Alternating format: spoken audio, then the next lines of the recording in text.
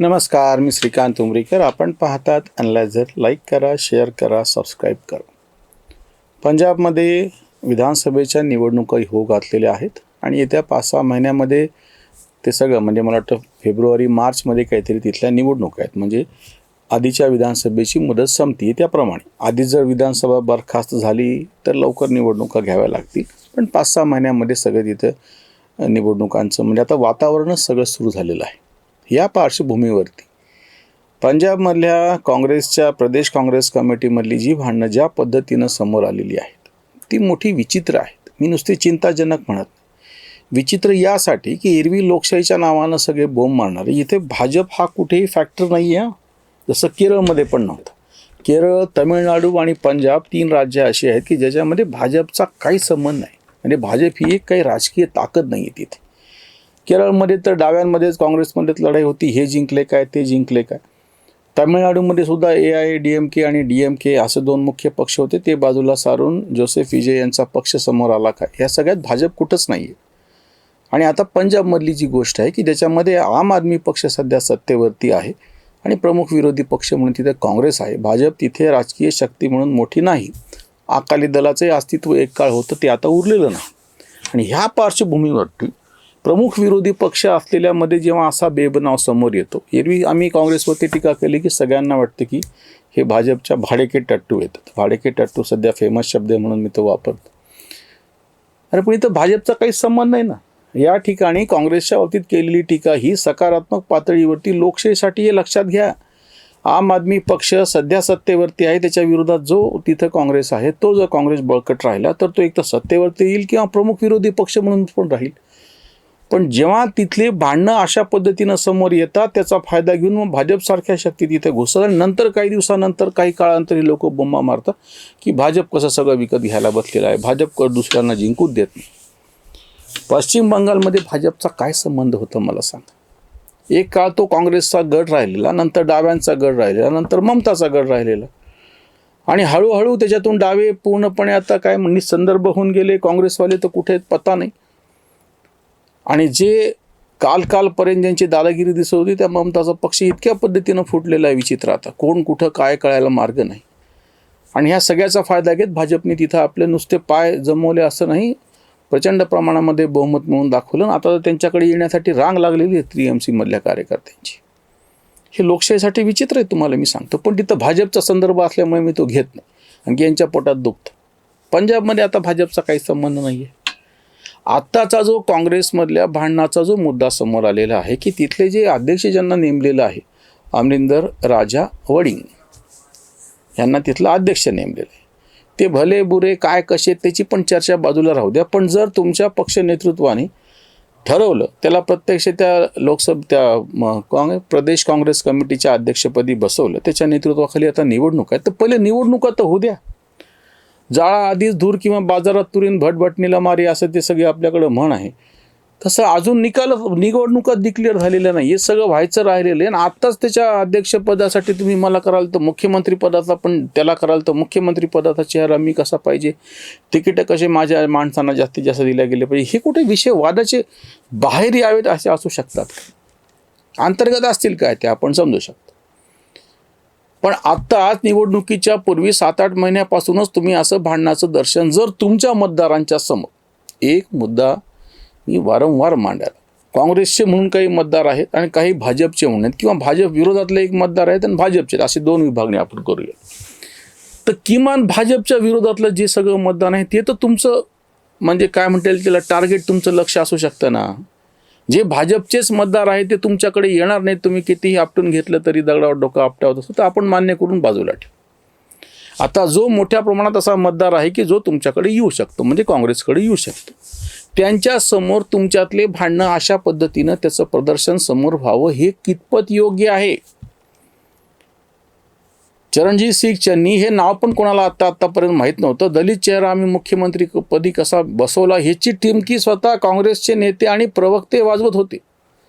ते चरणजीत सिंग चन्नी की जे तथाकथित दलितांचे नेते म्हणून यांनीच स्वतः पुढे आणले होते, आता ते मला कडं सगळं नेतृत्व कसं द्या, माझ्या हातामध्ये कशी सूत्र द्या, मला मुख्यमंत्री पदाचा चेहरा म्हणून कसं प्रोजेक्ट करा, माझ्या लोकांना जास्तीत जास्त तिकीटं द्या, असं जर म्हणत असतील तर ह्याला जबाबदार कोण आहे? कुठल्या कल्चरमधून तुम्ही असं नेतृत्व तयार केलं?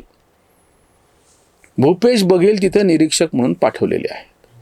छत्तीसगडमध्ये त्यांच्या स्वतःच्या राज्यामध्ये TPS सिंगदेव आणि भूपेश बघेल यांच्यातला वाद सगळ्यांनी बघितला होता. शेवटी त्याची परिणिती झाली ती कशामध्ये? तिथून काँग्रेसची सत्ताच गेली, जे कोणीच म्हणत नव्हतं सत्ता जाईल म्हणून. ते भूपेश बघेल आता पंजाबमध्ये जाऊन काय शहाणपणा शिकवणार आहेत? अजून एक नेते आहेत अशोक गेहलोत. राम मंदिर प्रश्नावरती त्यांना पत्रकार परिषदेच्यासाठी काँग्रेसच्या कार्यालयामध्ये बोलवण्यात आलं होतं. ते सगळ्यांचं दर्शन त्यांचं झालं की ज्यांचे काँग्रेस सर्वेसर्वा सोनिया गांधींशी फार काही चांगले संबंध नाहीत असं म्हटलं जातं. ह्या अशोक गेहलोतला स्वतःच्या राज्यामध्ये सचिन पायलट बरोबर ॲडजस्ट करून घेता नाही आलं. त्यांनी त्यांचा मुख्यमंत्री पदाचा कार्यकाळ पूर्ण केला कारण की त्यांना चांगलं बहुमत त्यांच्या पाठीशी होतं. ते ठीक आहे. पण नंतर जे काँग्रेस पक्षाची त्याचं वाट लागून गेली पुढच्या निवडणुकीमध्ये, तिथं भाजप परत सत्तेवरती येऊन बसला. ते अशोक गेहलोत पत्रकार परिषद घेऊन राम मंदिरमधल्या चोरीच्या बाबतीत काय बोलणार आहेत? ज्या छत्तीसगडमध्ये भूपेश बघेल यांनी TPS सिंगदेवना काय आणि कसं वागवलं, त्यांचे भांडणं कसे होते, ते सगळे आता पंजाबमध्ये जाऊन चरणजीत सिंग चन्नीला काय समजून सांगणार आहेत? काँग्रेसची अडचण काय होऊन बसलेली माहिती का? की जिथं त्यांची सत्ता नाही ते तर मी समजूच शकतो, पण ज्या ठिकाणी सत्ता आहे किंवा सत्ता आता येऊ शकते असं पंजाबमध्ये राज्य, तिथे पुन्हा ते तसंच वागतात. म्हणजे या बाबतीत त्यांचं कौतुक आहे, फार स्थितप्रज्ञ आहेत ते. सत्ता असो किंवा नसो, आपण आपले भांडणं करायचे पक्क आहे. पश्चिम बंगालमध्ये काँग्रेस विस्थापित होऊन 60 वर्ष होऊन गेली. मला वाटतं काहीतरी 67च्या दरम्यान किंवा तरी त्यांचा शेवटचा मुख्यमंत्री होता.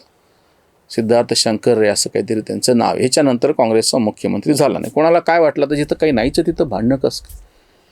2 खासदार निवडून आले होते फक्त त्याच्यातले लोकसभेमध्ये जे नेते राहिले होते अधीर रंजन चौधरी आणि अजून एक, असे फक्त 2च त्यांचे खासदार निवडून आले होते पश्चिम बंगालमध्ये. पश्चिम बंगाल काँग्रेस कमिटीचे सर्वेसर्वा एक काळी हे अधीर रंजन चौधरी होते. स्वतः काँग्रेसवाल्यांनी TMCच्या नादाला लागून आधी, त्याच्यानंतर डाव्यांच्या नादाला लागून स्वतःच्याच प्रदेश काँग्रेस कमिटीची धूळधाण करून टाकली. अधीर रंजन चौधरींचा पराभव करण्यासाठी ममतांनी तर प्रयत्न केले, मुद्दाम बाहेरून मुसलमान उमेदवार आणून त्याच्या हातानं पराभव केला इरफान पठाणच्या हातानं, ते ठीक आहे. अरे पण काँग्रेसवाले स्वतः त्यांच्या विरोधामध्ये बसले ना. ममता बॅनर्जींनी काँग्रेसचा निवडून आलेला एकमेव आमदार गिळंकृत केला, आपल्या पक्षामध्ये घेतला. तक्रार ह्याची अधिकृतरित्या जेव्हा अधीर रंजन चौधरींनी केली, त्याच्याकडे दुर्लक्ष कोणी केलं? काँग्रेस नेतृत्व. जिथं काँग्रेसची काहीही सत्ता नाही, काहीही पदं मिळत नाही, त्या ठिकाणी अधीर रंजन सारखा नेता तुमच्या पक्षाचं काम प्रामाणिकपणे करतो, त्याच्या विरोधात तुम्हीच आहात. अरविंद सिंग लवली त्यांचं उदाहरण मी नेहमी सांगतो. दिल्ली काँग्रेस कमिटीचे अध्यक्ष होते. आम आदमी पक्षाशी युती करण्याच्या संदर्भामध्ये त्यांनी कडक भूमिका घेतली की हे आपला फायदा करून घेतात, आपला तोटा होतो, ह्याच्यापेक्षा आपण स्वतंत्र लढू. किंवा दुसरा मुद्दा होता कन्याकुमारांना दिल्लीला लढवण्याचा, की हे बाहेरचं पार्सल इथं कशाला पाहिजे. काँग्रेसवाल्यांनी ऐकलं नाही, लवली उठले, भाजपमध्ये गेले. पुढं काय झालं निवडणुकीत सांगायची गरज नाही. आम आदमी पक्षाचा पराभव झाला सगळे सांगतात, पण काँग्रेसचं तिथं पांदान वाजलं ना. पश्चिम बंगालमध्ये काँग्रेसचं पांदान वाजलं, दिल्लीमध्ये काँग्रेसचं पांदान वाजलं. ज्या निवडणुका, बिहारमधली गोष्ट तुम्हाला मी सांगतो, परत पुन्हा असंच उदाहरण. बिहार काँग्रेस कमिटीला कन्याकुमार आणि तिथले जे पप्पू यादव आहेत हे 2 नेते नको होते, पण त्यांनाच लादल्यामुळे किंवा काय ॲडजस्टमेंट करायची ते कन्याकुमारांना बाहेरून तिकीट दिलं, पण त्यांचं तथाकथित महत्त्व अबाधित ठेवल्यामुळे प्रदेश काँग्रेस कमिटी जी आहे बिहारची ती नाराज झाली. हरियाणामध्ये अजूनही वाद मिटलेले नाही आहेत. दीपेंद्र हुडा तिथले मुख्यमंत्री, त्याच्यानंतर कुमारी शैलजा. प्रत्येक ठिकाणच्या काँग्रेसच्या प्रदेश कमिटीमध्ये आपसातले जे, महाराष्ट्रातलं तर वेगळं सांगायची गरजच नाही. ह्याच्यामुळे पक्षाचं नुकसान होतं. आणि पुढचं नुकसान मी सांगतो, ज्याच्यासाठी मला आत्ता हा व्हिडिओ तुमच्यासमोर ठेवायचा आहे. सगळ्यात वाईट गोष्ट ही आहे की ज्या ठिकाणी काँग्रेसच विरोधी पक्ष म्हणून असतो किंवा काँग्रेस सत्ताधारी आणि भाजपेतर कोणीतरी विरोधी पक्ष आहे, या ठिकाणी काँग्रेसचं असं वागणं हे लोकशाहीला धोकादायक आहे ना. भाजपच्या नावानं सगळे बोंबा मारणारी ह्याचं उत्तर देत नाही. जिथं भाजप कुठंच नाही आहे किंवा पश्चिम बंगालमध्ये नव्हता सुद्धा, त्या ठिकाणी जेव्हा काँग्रेसचे नेते, काँग्रेसचे प्रदेश काँग्रेस कमिटीतले नेते आणि काँग्रेसचं नेतृत्व हे सगळेच बेजबाबदारपणे वागतात. आत्ता राहुल गांधी गायब आहेत आणि इथे भांडणं लागलेले आहेत पंजाबमध्ये निवडणुकीच्या पार्श्वभूमीवर. कोणी मिटवायचे ते, कसे मिटवायचे? भूपेश बघेल नाही मिटवू शकत. सांगितल्यानं त्यांना त्यांच्या स्वतःच्या राज्यातले भांडणं मिटवता नाही आले, तर ते पंजाबमध्ये जाऊन काँग्रेसमधले भांडणं काय मिटवणार आहेत? या सगळ्यावरची ही उसंतवाणी. निवडणुकीच्या जाळाआधी धूर भांडणाला पूर पंजाबात. संघटनेवर मारीत असे छिन्नी, काँग्रेस हा छन्नी मनसोक्त. रंधावा मारतो पक्षावर रंधा, करीत असे वांधा स्वपक्षाचा. विदेशातच चाले राहुलची मजा, भोगत असे सजा कार्यकर्ता. एक एक राज्य निसटत आहे, कोणीच न वाहे चिंता त्याची. गाऱ्हाणे मांडाया दिल्ली तना श्रेष्ठी, कार्यकर्ता कष्टी काँग्रेसचा. कांत पंजाबात बदलाचे वारे, निसटले सारे हातातून, निसटले सारे हातातून. कार्यकर्त्याच्या पाठीमागं नेते उभे राहत नाहीत. श्रेष्ठी किंवा कार्यकर्त्यांचे आपसामधले जे भांडणं होतात तेव्हा ते मिटवायला कोणी जात नाही. या सगळ्याचा दुष्परिणाम असा होतो की एका विशिष्ट मर्यादेपर्यंत एखादा कार्यकर्ता पुढे येतो, झटतो, काही करतो आणि आपल्याला मदत मिळत नाही म्हटल्याच्या नंतर पाठीमागं सरकतो. हळूहळू तो त्या सगळ्या पक्ष संघटनेपासून दूर जातो आणि पक्षाचं कायमचं नुकसान होऊन बसतं. आज परिस्थिती अशी आहे की कितीतरी गावांमध्ये किंवा लोकसभेचा मोठा मतदारसंघ असतो म्हणून किंवा महाराष्ट्रपुरतं तुम्हाला समजून सांगायचं तर 6 विधानसभेचा मिळून एक लोकसभा मतदारसंघ असतो. तर ह्या एका लोकसभा मतदारसंघामध्ये एखादा बळकट असा काँग्रेसचा नेता पदावरती आहे, त्या जिल्ह्याचा अध्यक्ष आहे आणि तो काहीतरी करतोय, पण त्याला जर पाठबळ मिळालं नाही तर हळूहळू ते नेते दूर होतात. आणि तुम्हाला असं काही काळांत चित्र दिसेल की काँग्रेसचा कोणी प्रमुख नेता शिल्लक नाही, न कुठल्या पदावर आहे, म्हणजे प्रत्यक्ष एखाद्या बँकेच्या निवडणुकीमधून निवडून आलेला आहे, नगरपालिकेत काही नगरसेवक आलेले आहेत, आमदार खासदार तर सोडाच आलेलेच नाही आहेत. हळूहळू त्या ठिकाणची काँग्रेस मागं जात राहते आणि नंतर किती जरी कोणी बदल करतो म्हणलं, कोणी किती लेख लिहिले म्हणतं, कोणी किती त्याच्यासाठी व्हिडिओ केले, प्रत्यक्षामध्ये ग्राउंडवरती काही नाहीच ना. परत ते निर्भय बनवच्या भाषेमध्ये सांगतो, वरात काढलेली आहे, वराडी सजलेली आहेत, घोडा तयार आहे, त्याच्यावर झूल चढवलेली, बँडवाले तयार आहेत, सगळं तयार, पण ते नवरदेवच नाही ना तिथं. मग पुढं काय लग्नाची वरात काढणार. तसं काँग्रेसच्या नेतृत्वाचं होऊन बसलेलं आहे. हळूहळू स्थानिक पातळीवरचे हे सगळे काँग्रेसचे कार्यकर्ते एका अर्थाने नवरदेव असलेले गायब होऊन बसलेले, निघून चाललेत, नाराज व्हायला लागलेत, त्यांची ताकद संपून चाललेली आहे, त्यांचा रसच संपून चाललेला आहे. आणि बाकीची सगळी किती तयारी केली, किती लेख लिहिले भारतामध्ये विरोधी पक्षाची कशी आवश्यकता आहे, कशाला कोण पाहत बसेल. प्रत्यक्षामध्ये खाली काही नाहीच आहे. पंजाबमधल्या भांडणाचा जो तडका आहे काँग्रेसमधला, तो केवळ पंजाबपुरता नाही, सगळ्या देशभरच्या काँग्रेससाठी धोक्याचा संदेश आहे. समजून घेतलं तर ठीक आहे, नाही घेतलं तर आपण काय करणार. परत काही वर्षाच्या नंतर हे सगळे तथाकथित आमचे लिब्रांडो विचारवंत पत्रकार लेख लिहितात, भाजप हे कसं सगळं वाटोळं करायला बसलेलं आहे लोकशाहीचं. म्हणजे जेणेकरून आता पंजाबमधले भांडणं जसं काही भाजपनीच लावलेले आहे. इथेच थांबूयात. धन्यवाद. कर्मजागृतीचा विधायक बुरुज